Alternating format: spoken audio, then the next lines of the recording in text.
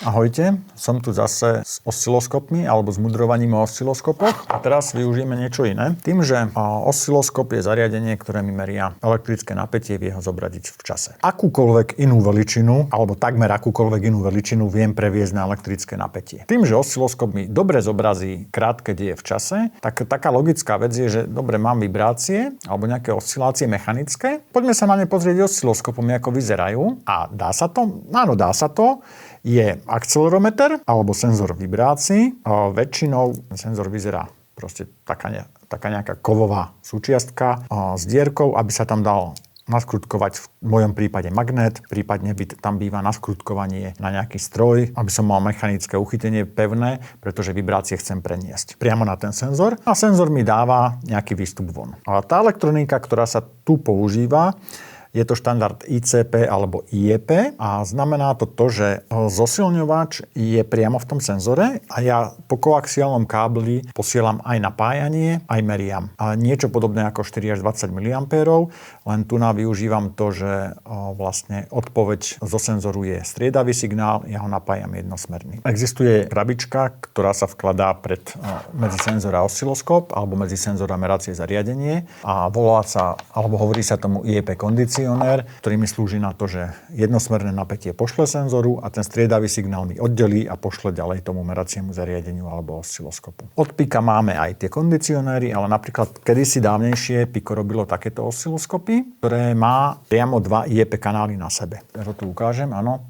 Tu je IEP. Ten osciloskop mi to dokáže napájať. Čo tam posiela? Pozrieme sa, čo ten osciloskop tam posiela. Takže zoberiem si BNC kábel T-čkový a na B kanál si dám meranie napätia, na A si zapnem ten IEP vstup. Pozrieme sa, že čo tam vlastne ten osciloskop posiela. Takže tu mám zapnutý IEP, mám tam zvolený už akcelerometer, konkrétne tento. A tu si dám meranie napätia.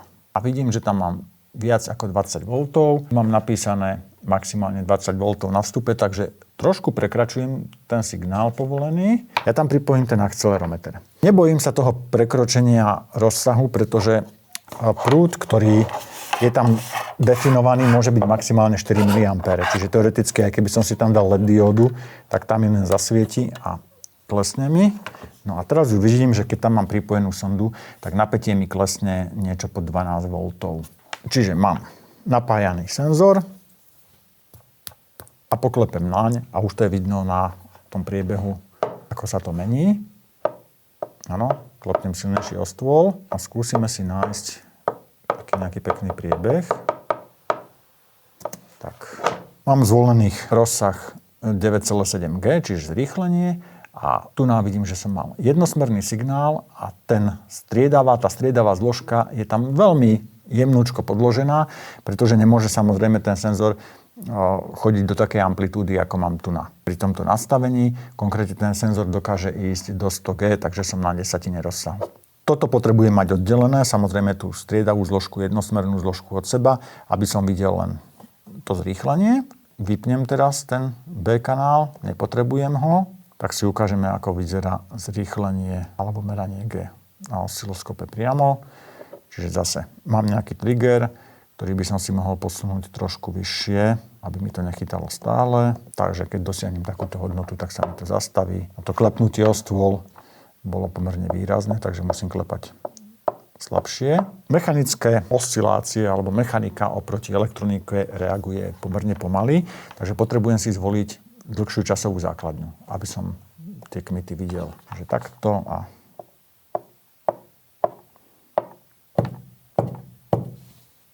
to bolo moje metrické poklepanie o stôl.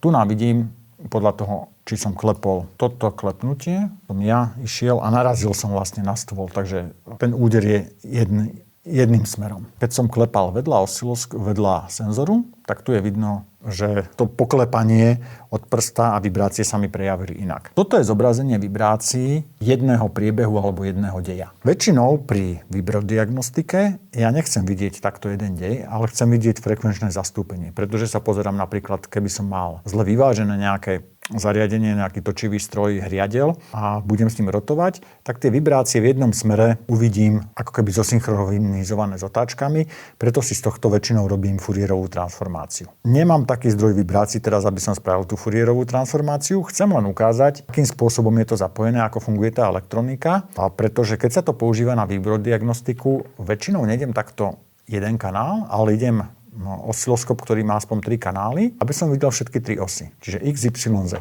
V tomto prípade, keď mám takýto jednoduchý senzor, ten vidí len jednu os a vidí vibrácie v tomto smere. Ja keď ním budem trepať takto, tak nič neuvidíte. Ukážem to možno takto na pred monitor. Snímam vibrácie len v tomto smere, keď s ním budem hýbať hore-dole nič. Keď pohnem v tomto smere, tak už je vidno niečo, že je. Alebo poklepem prstom napríklad tak vidím, že len v tomto smere mi sníma. No a samozrejme, keby som mal rotačný stroj, tak ja si nebudem vždy vyberať, ako ho môžem dať na vibrácie. Ak by som robil ložisko, tak to mám len v tomto smere, tak to viem takto priložiť na štít motora alebo tam, kde je umiestnené ložisko, ale častokrát nemám tú možnosť, musím ten senzor dať nakoniec alebo nejako mať pootočený, tak preto mám mám senzor, ktorý má 3 osy, X, Y, Z. Vyberám si, ktorý kanál chcem vidieť a ktorý kanál chcem analyzovať. Osciloskop takto napájaný má veľkú výhodu oproti tým klasickým vibračným zariadeniam, že mám túto analýzu rýchlych dejov. Nie je to najvhodnejšie, osciloskop nie je najvhodnejší na tie dlhodobé sledovanie, pretože vibrácie sa takto sledujú aj dlhodobo. Že mám to nástroje a mám to tam namontované, pokiaľ je to zariadenie, ktoré je dostatočne drahé, tak monitorovanie vibrácií tam mám namontované permanentne a permanentne vyhodnocujem, ako sa to zariadenie správa, aby som vedel diagnosticky zareagovať skôr, ako chyba nastane. Toto je skôr riešenie laboratórne alebo také vývojové, kde potrebujem krátke deje zachytiť. Oscilácie, nejaké zlomenie alebo podobne. A dokážem takto IEP okrem akcelerometrov napájať aj mikrofóny. Sú aj meracie mikrofóny, ktoré pracujú na rovnakom princípe. Teoreticky by som takto vedel napájať aj tlakomery. Vieme napríklad o aplikácii takéto podobnej, ktorú sme riešili, že mali sme tam akcelerometer spojený s tlakomerom, kde sa natlakovávala nejaká nádoba. Natlakovala, vytlakovala a chceli sme vidieť, kedy dojde k roztrhnutiu. A na to bol dobrý ten akcelerometer, ktorý nám povedal, že áno, teraz tam bolo niečo také, aké to udretie alebo výbuch, kedy vlastne tú nádobu roztrhlo. A vedeli sme na to zareagovať skôr, ako nám to tlakový senzor ukázal, že tam došlo k nejakému rýchlemu poklesu tlaku. Nevýhodou tohto spôsobu napájania, že mi napätím odpovedá na nejaký signál, ktorý je už napájací, je ten, že keď budem mať deje, ktoré sú veľmi pomalé, nedokážem ich týmto spôsobom zobrazovať. Pretože ja tam mám kondenzátor, ktorý mi to oddeluje a jednosmerný signál mi cez tú kapacitu neprejde. Takže má aj toto svoje limity, ale samozrejme pri vibráciách ma to nejak moc netrápi ani pri mikrofónoch, pretože signál už z povahy systému nikdy nebude jednosmerný. Takto dokážem s pikom analyzovať aj vibrácie. A čo je zaujímavé, ešte je, že ja som si tu nadefinoval svoju sondu a pretože každý ten snímač príde s nejakým kalibračným listom. Rádovo má napísané, že má 100 mV na G, ale konkrétne tento po kalibrácii tam vyšlo, že má 97, že nie je úplne presný, tak tu mám zvolenú svoju vlastnú sondu a vlastný prepočet toho, aby som dostal jednotky už na os presné. Čiže tým vlastne kompenzujem jeho nedokonalosť. Tú informáciu, že má 97 mV na G, som vyčítal z kalibračného listu a výrobca, ak by sa používali tie akcelerometre na klasickú vibrodiagnostiku, tak tam tá 3% odchýlka asi nebude veľký problém, pretože skôr hovorím, ako som povedal, ma tam zaujímajú frekvenčný rozsah tých vibrácií, nie je absolútna špička vibrácií, alebo prípadne ma zaujíma tvar, ako to vyzerá, ale nezaujíma ma, že či je to teraz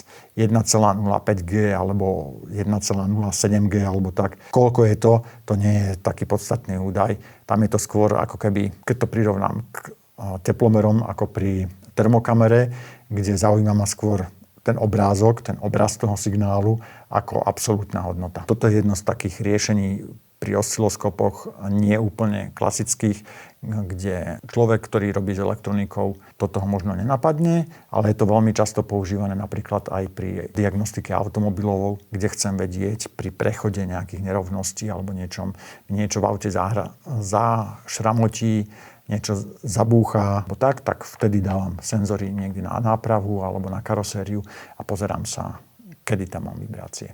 Majte sa pekne.